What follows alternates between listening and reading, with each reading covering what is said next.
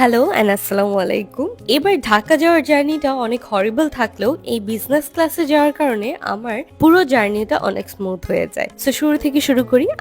আগের দিন রাতে প্যাকিং করার সময় আমি এই পার্সেলটা দেখতে পাই যেখানে বিকাশের সুন্দর কিছু জিনিস ছিল। এরপর সকাল সকাল উঠে যাই অ্যাজ আমার 6:30টায় ফ্লাইট, মানে 6:25-এর ফ্লাইট, বাট এই ফ্লাইটটা ডিলে হয়ে 6:25-এ এসেছে। মানে আগের দিন রাতের 10টা বাজে ফ্লাইট ছিল, সেটা ডিলে হয়ে 6:25-এ ফ্লাইট আজকে।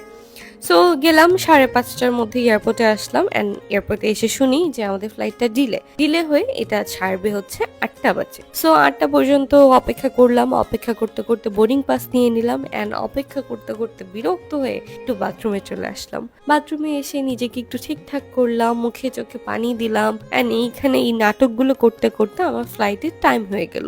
আমার ডাক পড়লো। এরপর আমি চলে গেলাম সবার সাথে সিরিয়াল ধরে বিমানে। বাট এই যে বাজে সিটটা পেয়েছি, এই সিটটা আমার একদম পছন্দ হয় নাই। দেন আমি ওনাদেরকে ইনফর্ম করি যে এখানে আমার সাফোকেটিং লাগতেছে, আমার অনেক খারাপ লাগতেছিল। দেন ওনারা আমাকে বিজনেস ক্লাসে শিফট করে। So nice of them, thanks to বিমান বাংলাদেশ। আমার অনেক ভালো লাগছে।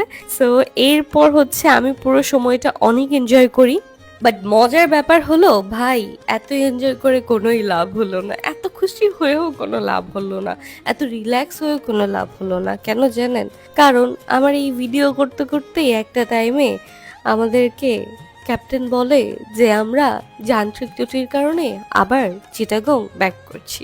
সো আর কি, এই যে আমরা চিটাগং ব্যাক করছি, চিটাগং এর কর্ণফুলী নদী অ্যান্ড সুন্দর সুন্দর দৃশ্য দেখতে দেখতে আমরা চিটাগংয়ে ল্যান্ড করে ফেললাম। আর ল্যান্ড করার পরে আমরা ফ্লাইটেই বসে আছি যে নেক্সট ডিসিশন কখন আসবে ওইটার জন্য। অ্যান্ড আমি তো একটু চিন্তাও করছি, আবার এই সুন্দর মুহূর্তগুলো এনজয়ও করছি, খারাপও লাগছে, আসলে mix feelings.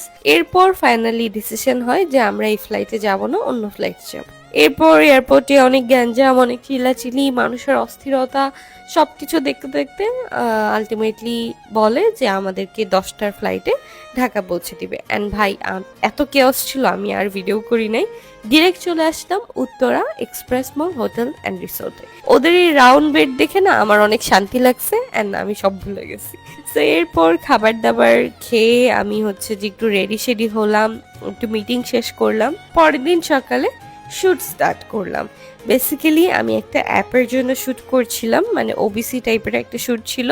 It was amazing, the team was amazing.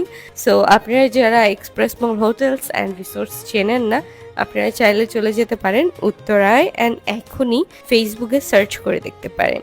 So সুন্দর একটা লুক নিয়েছিলাম, সুন্দর একটা জামা পরেছিলাম। কেমন লাগছে সবাই জানাবেন, আমাকে আদৌ মানিয়েছে কিনা।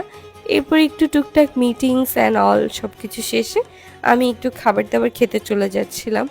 আসলে সারা দিনের কাজ শেষে খাবারটাই আমার কাছে মোস্ট ইম্পর্টেন্ট থিং। এরপর আমার একটা ফ্রেন্ডের বার্থডে ছিল, এই যে আমার ওয়ান অ্যান্ড অনলি ভাবি। সো ভাবির বার্থডেতে ভাবির হাজব্যান্ড তাকে এইসব গিফট দেয়, আমরা ওগুলো দেখছিলাম, এনজয় করছিলাম। খুবই সুন্দর একটা রাত ছিল, বাট অনেকক্ষণ জাগতে হয়েছিল অ্যাজ অনেক মানুষ ছিল। So that's it for today. ব্লগটা ভালো লাগলে সবাই শেয়ার করবেন। আর হ্যাঁ, লাইক কমেন্ট করতে ভুলবেন না কিন্তু। বাই।